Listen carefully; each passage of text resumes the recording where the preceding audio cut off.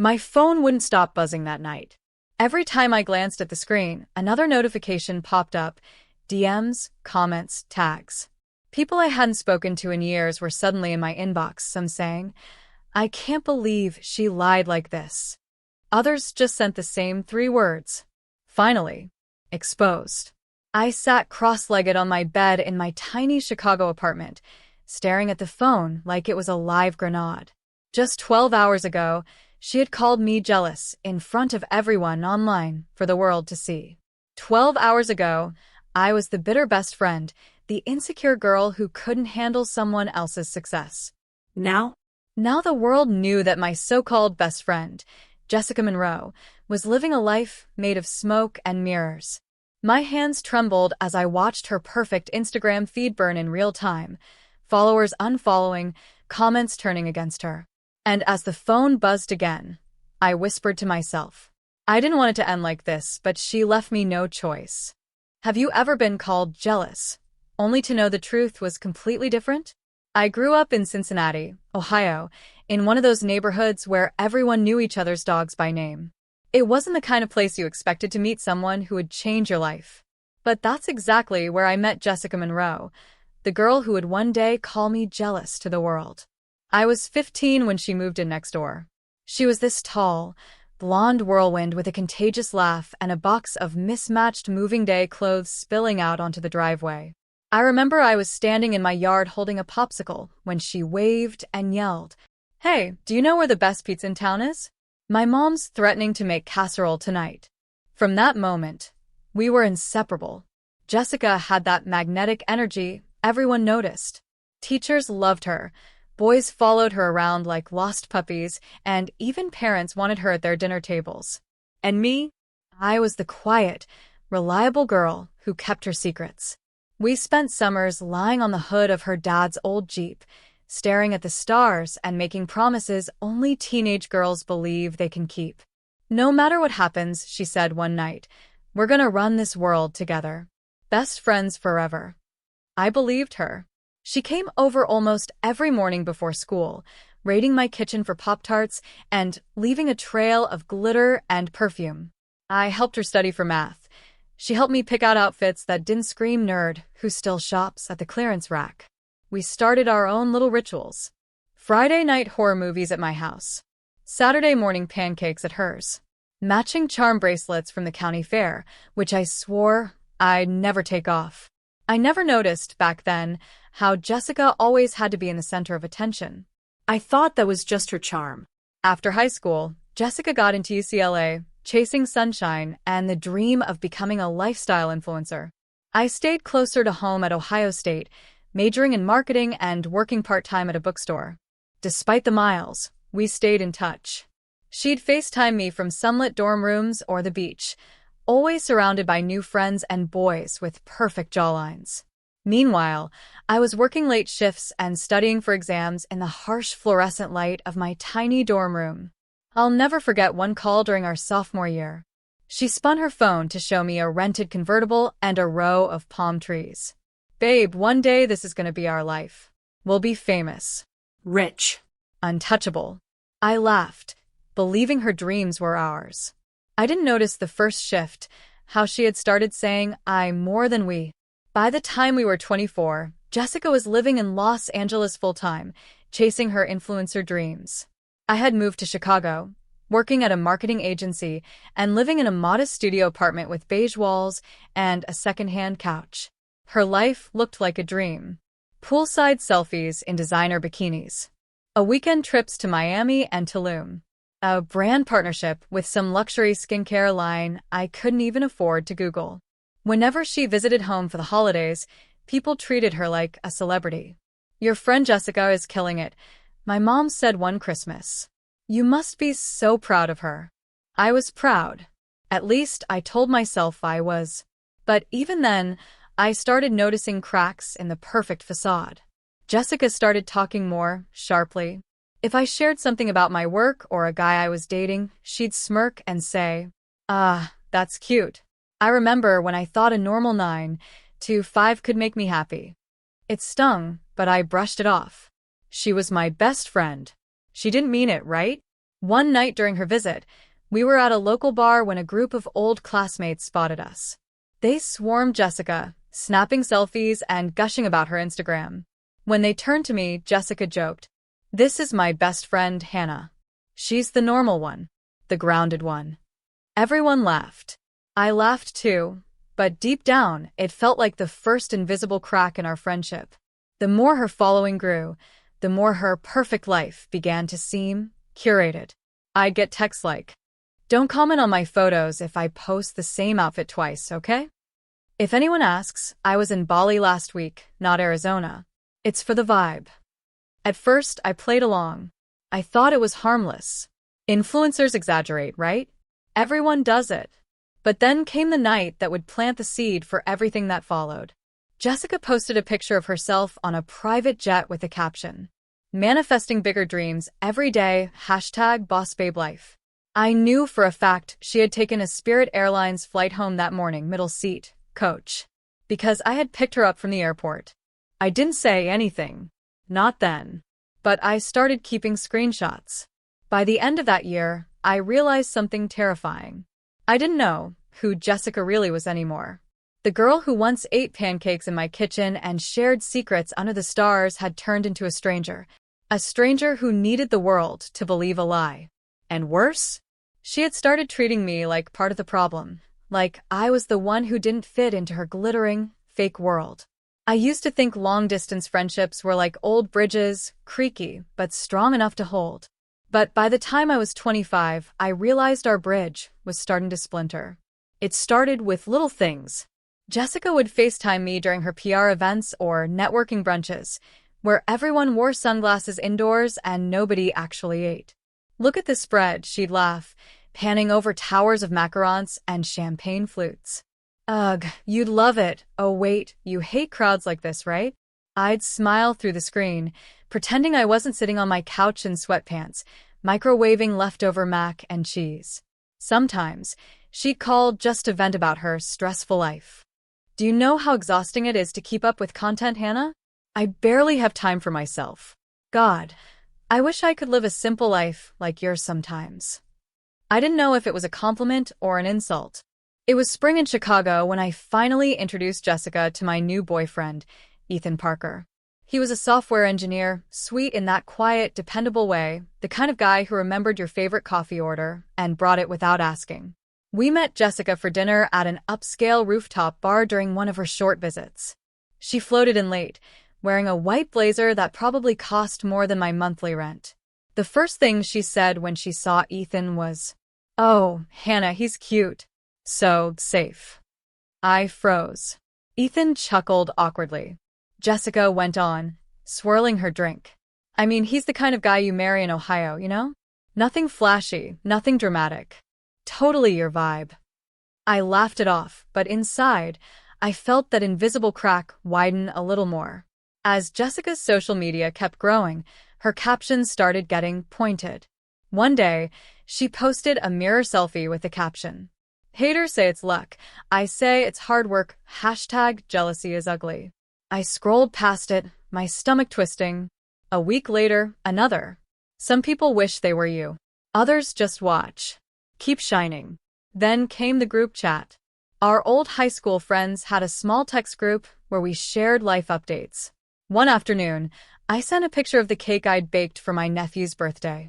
Jessica replied with a voice note, dripping with sarcasm. Look at you, domestic queen. Hannah, you're totally thriving in, what do you call it? Normal life." Someone else laughed in the chat. Jessica followed up with, "Don't worry, we all know you're just jealous of my chaos." I stared at my phone, heat creeping up my neck. I didn't even reply. By summer, Jessica had decided to host a lavish 27th birthday party in New York City. She begged me to come. "You have to be there, babe. You're my day one girl. It won't be the same without you." I saved up, bought a plane ticket, and even splurged on a sparkly dress I couldn't afford. When I arrived, the party was surreal. Rooftop views of the skyline. A rented photographer snapping photos for Instagram. Everyone seemed to know exactly how to pose except me. At first, Jessica was sweet, clinging to me and introducing me as her ride-or-die best friend. But as the night went on and drinks flowed, I noticed her tone shift. At one point, someone asked me what I did for work. Marketing, I said. I help small businesses with social media campaigns. Before I could finish, Jessica laughed, loud enough for nearby guests to hear. Isn't that adorable? She manages Facebook pages for local bakeries or something. The group chuckled politely. I felt my cheeks burn. I tried to laugh it off, but my chest tightened like someone had tied a rope around it. Later, during her toast, she gestured toward me and said, "And to my bestie Hannah, the one who keeps me humble. She always says she's not jealous. But, well, she'll get there one day." The room erupted in laughter. My hands shook around my champagne glass. That was the first time I felt it clearly, humiliation curdling into anger. Weeks later, I opened Instagram and froze. Jessica had posted a picture of us from the party with the caption, "Surround yourself with people who cheer for you, even when they secretly wish they were you. #no jealousy allowed." I stared at it for a long time. My phone buzzed with DMs from mutual friends, some laughing, some asking if we were okay. That night, I sat in my apartment, scrolling through her perfect feed, my chest heavy with a mix of hurt and disbelief. For the first time, I thought, maybe she actually believes I'm jealous. Maybe she wants the world to believe it too. I didn't know it then, but that moment was the first step toward my breaking point. Because the more she pushed this jealous best friend narrative, the more I realized I wasn't just dealing with a toxic friendship. I was being erased and rewritten into her villain. And I wasn't going to let that happen. I thought I could handle the small jabs. I thought I could survive the little captions, the sarcastic laughs, the cute jokes that painted me as the jealous friend. But nothing prepared me for what she did next. It was a Saturday morning in Chicago. I was sitting in my kitchen, sipping lukewarm coffee, scrolling aimlessly through my phone when a notification popped up. Jessica Monroe is live on Instagram. Curiosity 1. I tapped. The screen filled with Jessica's face, glowing under perfect makeup, blonde hair cascading over her shoulders. Behind her, I could see the penthouse skyline, or maybe just a well-chosen Airbnb. "Hey, babes," she sang to the camera. "I just want to go live for a sec to talk about something that's been on my heart." Thousands of viewers flooded the chat. Little hearts floated up the screen. I almost closed it. But then I heard my name. "You know, I have this friend back home." She giggled. "We'll call her H, to keep it classy." My stomach dropped. Anyway, H is, well, she's sweet. She's been my bestie since forever. But lately, she's been giving me those vibes, you know? She tilted her head, doing that fake sympathetic influencer look. Like jealousy vibes. Like every time I succeed, she gets quieter. Every time I travel, she rolls her eyes. It's sad, honestly. I wish women would just support women instead of hating in secret. The comments exploded. "Cut her off, girl. Jealousy is real. You don't need toxic friends." Jessica smirked at the camera. "Anyway, just remember, not everyone who claps for you is happy for you." I sat frozen, my coffee growing cold in my hands. My ears rang. My chest tightened. She had just publicly painted me as the jealous, bitter friend to thousands of people. And the worst part? It was working. Within an hour, screenshots of the live were circulating in our old high school group chat. 2 people messaged me privately. "Whoa, did she really just do that? Hannah, are you okay?" But most stayed silent. Because silence is easier than choosing sides. I spent the rest of the day in a haze. I couldn't eat. Couldn't think.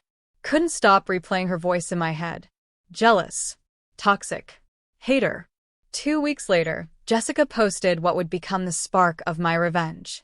I was at work when my phone lit up with notifications. Jessica had posted a carousel of photos, a sparkling diamond ring, her smiling against a sunset, and the caption. "He said yes to forever #engaged life #manifested love." The comments were a flood of fire emojis and congratulations. Old classmates tagged me. "OMG, Hannah, your bestie is engaged." But I knew something they didn't. Because 2 nights before, Jessica had drunk called me from a hotel room in Miami. Girl. I think I scared off Mark. I told him I wanted something serious, and he ghosted me. Mark. The supposed fiancé. She wasn't engaged. She wasn't even dating him anymore. This was another staged post, another lie for clout. I stared at the ring picture. It looked like the cheap cubic zirconia set she used to wear in high school, probably borrowed for the shoot. Something in me snapped.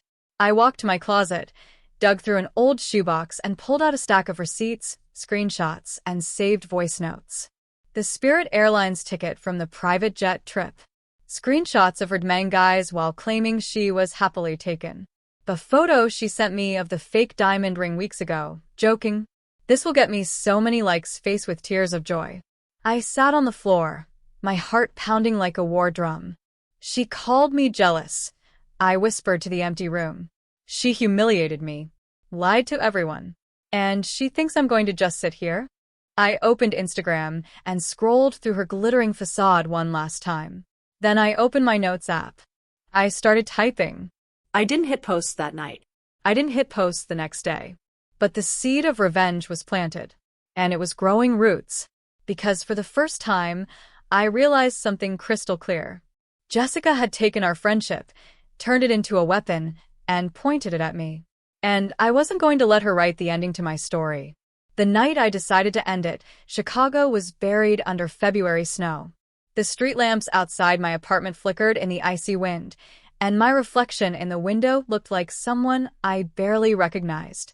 Messy bun, hoodie, dark circles under my eyes, but with a fire burning deep inside. I sat on the floor surrounded by evidence. Receipts, screenshots, and voice memos from years of friendship now looked like weapons. Screenshot number 1. Jessica DMing a luxury boutique, begging to borrow a handbag for content. Screenshot number 2. The Spirit Airlines confirmation email from the private jet trip. Screenshot number 3. Her drunk text about Mark ghosting her, sent 2 days before the engagement post. Each one felt like a match waiting to ignite a bonfire. I opened my laptop and started typing. The words poured out of me like years of swallowed humiliation. I never thought I'd have to do this. But since Jessica Monroe has spent months painting me as a jealous, bitter friend, here's the truth. I attached the screenshots, the voice memo clip, and even a side-by-side photo of the fake diamond ring from high school next to her engagement photo. My fingers hovered over the keyboard, trembling. Was I really about to destroy the girl I once thought was my sister? Then I remembered her laugh at that rooftop party. She'll get there one day. I remembered her IG Live. Jealousy vibes. And I clicked post. It started as a trickle. A few likes. A few comments like, "Wait, is this real?" Then someone with 10K followers reshared it with the caption, "Influencer life is wild." And just like that, it went viral. My phone turned into a live grenade again. Buzz. Buzz. Buzz. DM requests from strangers. Screenshots flooding group chats. People tagging gossip pages. Within an hour, Jessica's comments section transformed into a battlefield. "Girl, why you lying about a private jet? This is embarrassing. Not the fake engagement ring." I'm crying. I watched her follower count drop in real time. 100K, 99.8K, 99.3K. My heart pounded, not with fear, but with the thrill of justice. At 1 a.m., my phone lit up with her name. I let it ring. Then a FaceTime request. I answered. Her face filled the screen. Mascara streaked, red-eyed, voice shaking. "Hannah, what the hell did you do?" I didn't even raise my voice. "I told the truth, Jessica. The truth you've been hiding for years." She sobbed. "You've ruined my life. I trusted you." I laughed bitterly. "You trusted me to be your silent punching bag, to let you humiliate me and rewrite me as the jealous loser. I trusted you first, Jessica. And you turned our friendship into a brand prop." She tried one last dagger. "Everyone's gonna think you're petty. A jealous bitter." I cut her off. "Jealous? That word doesn't scare me anymore. Because now they know who you really are. I hung up. The next morning, I woke to a flood of notifications. Jessica had deactivated her Instagram. Gossip accounts picked up the story. Old classmates sent me private messages, some apologizing for believing her lies, others reveling in the drama.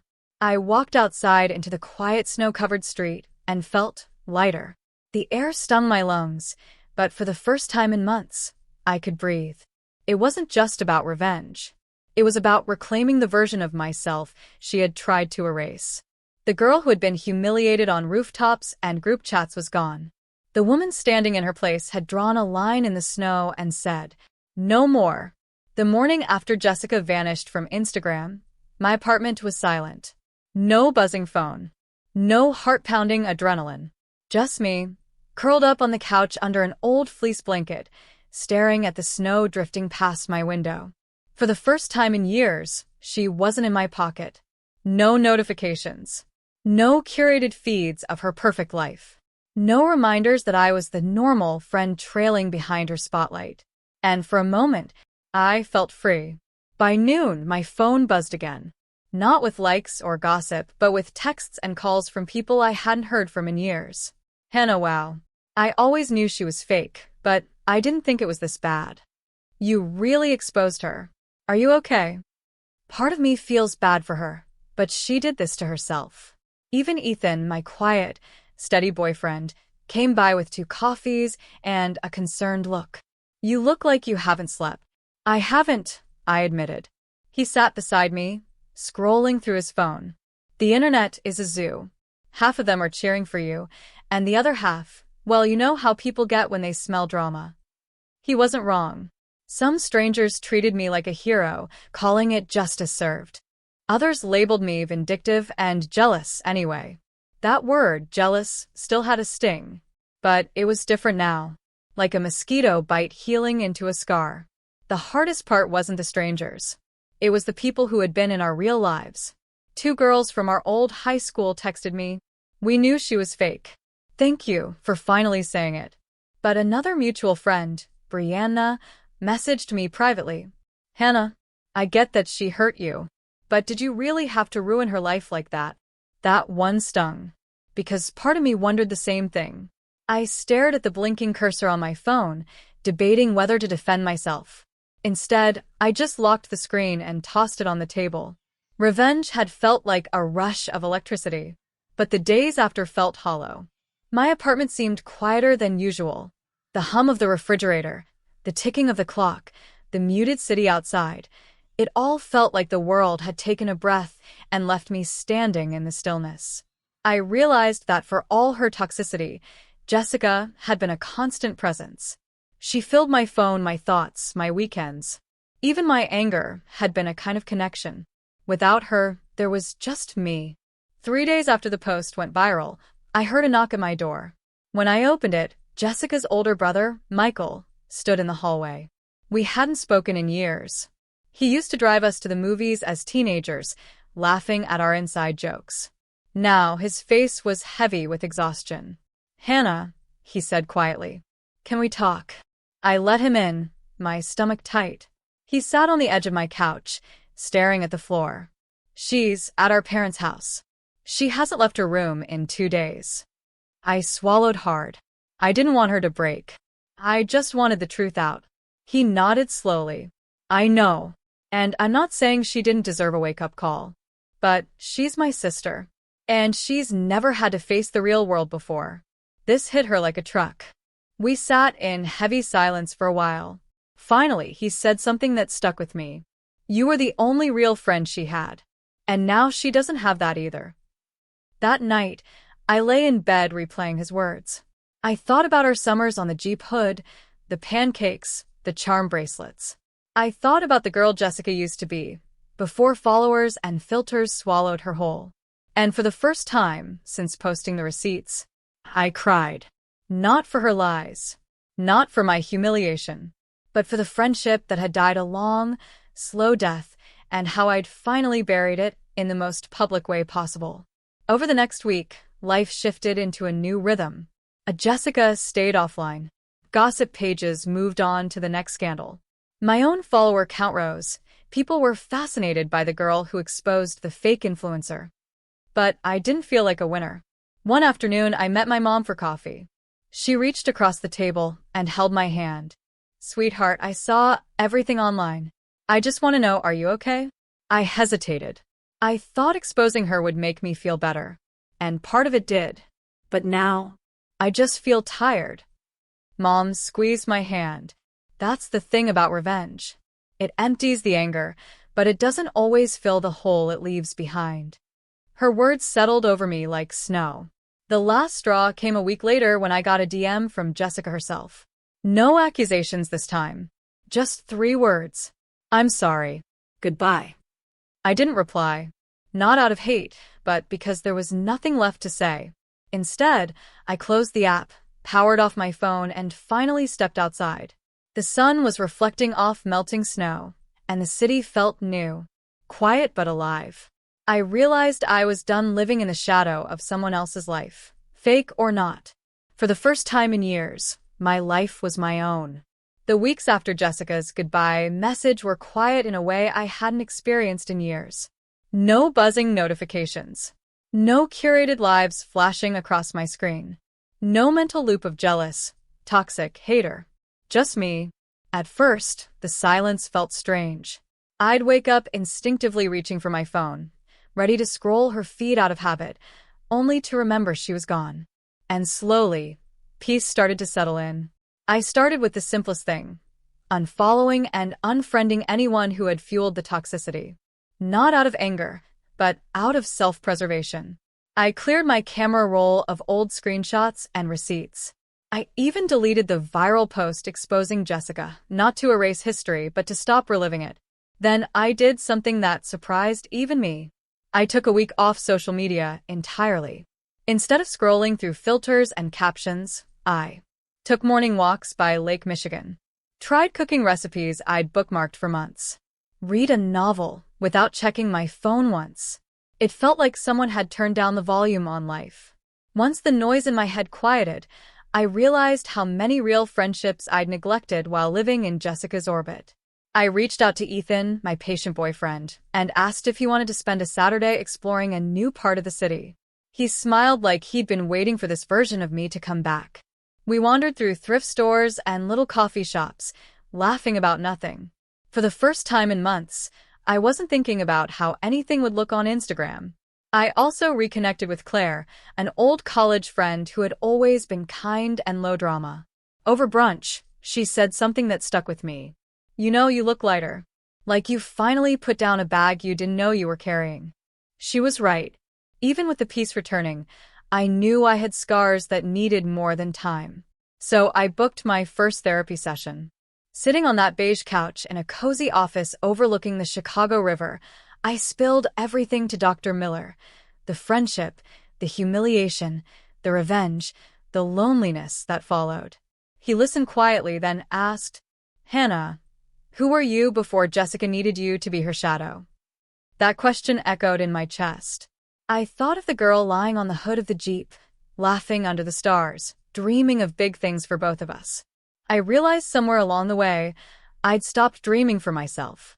Therapy became my safe place to unpack that, to untangle the guilt, the anger, and the grief of losing a friend who had been my chosen family for over a decade. One afternoon, I stood by my apartment window watching the sun dip over the frozen city and felt ready. Ready to stop being a supporting character in someone else's story. Ready to live for me. I started a small side project I'd always dreamed of, helping local small businesses manage social media authentically. No lies, no fake jets, no rented rings. The first client was a bakery 3 blocks away. Instead of glossy perfection, we posted messy frosting videos and smiling employees. Within weeks, their page had more engagement than any polished influencer campaign Jessica had ever bragged about. Every success, no matter how small, felt real. By spring, I hosted my first gathering in years that wasn't about someone else's spotlight. Just 5 people: Ethan, Claire, 2 coworkers, and my cousin Sarah. We ate homemade pizza, played board games, and laughed until midnight. At one point, I caught myself smiling so hard my cheeks hurt. I looked around the room and thought, this is family. The kind that doesn't need followers or filters. The charm bracelet I hadn't worn in years was tucked away in a drawer, but I didn't need it anymore. I didn't need a symbol of forever friendship. I'd learned forever isn't about promises. It's about showing up. Months later, a mutual friend mentioned they saw Jessica in a small-town coffee shop, head down, off social media. For a moment, I felt a pang of sadness, not for her lies, but for the girl I once knew under all the glitter. I whispered a quiet wish in my heart. I hope she finds her real life, the way I found mine. Because the truth was, revenge had closed a chapter. But healing had written a new one, and it was mine alone. If you've stayed with me through this whole story, I want to speak to you directly now. Because maybe you've been where I was, standing in the shadow of someone else's life. Feeling small, feeling erased, feeling like your truth didn't matter. I want you to know something I learned the hard way. You are allowed to take your life back. For years, I let my world revolve around someone who only saw me as a mirror. I was the supporting character in her highlight reel. Every achievement she had, I clapped for. Every little dig she threw, I swallowed. I thought that's what friendship meant, loyalty, at any cost.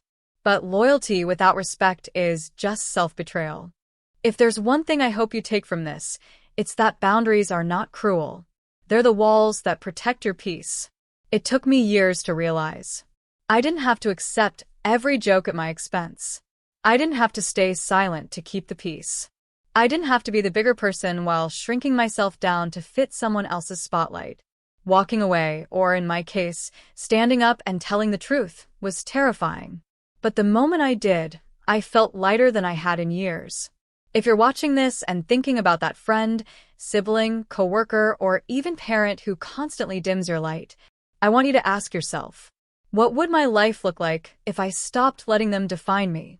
It doesn't always take a viral post or a public confrontation. Sometimes, the bravest thing you can do is quietly step out of the shadow and choose yourself. I didn't just expose Jessica for the world. I exposed the part of me that was afraid to be seen without her. Do I regret exposing her? I've thought about this a lot. Revenge isn't as sweet as the movies make it seem. It doesn't give you a parade or erase the hurt overnight. It's messy, lonely, and it comes with consequences. But here's what it does give you if you do it with truth instead of malice. Closure. Self-respect. The chance to start over without carrying someone else's lies on your back. Would I do it again? Honestly, yes. Because telling the truth wasn't just about her, it was about finally choosing me. If someone in your life makes you feel small, if they twist your loyalty into a leash, if they build their perfect life on your silence, remember this. Your voice matters. Your truth matters. And choosing yourself isn't jealousy, it's survival. Family isn't always blood. Friendship isn't always forever. The people who love you won't require you to shrink to stay in their life. If any part of my story hit home, I want to hear yours. Have you ever had a friend, family member, or coworker turn you into the villain in their story? Did you stay quiet, or did you speak up? Comment below. I read every single one because I know what it feels like to be unheard for years. And if you're still in the middle of your storm, if you're still sitting on the floor, wondering if you have the strength to walk away, I want you to know you're stronger than you think. Thank you for listening to my story. Thank you for letting me close this chapter out loud, with all of you as witnesses. If this resonated with you, please like, share, and subscribe. Not just for me, but so more people can hear stories that remind them, you are not alone. You are not crazy. And you are allowed to choose peace over performance. Take care of yourself. Take back your story. And never let anyone convince you that self-respect is jealousy.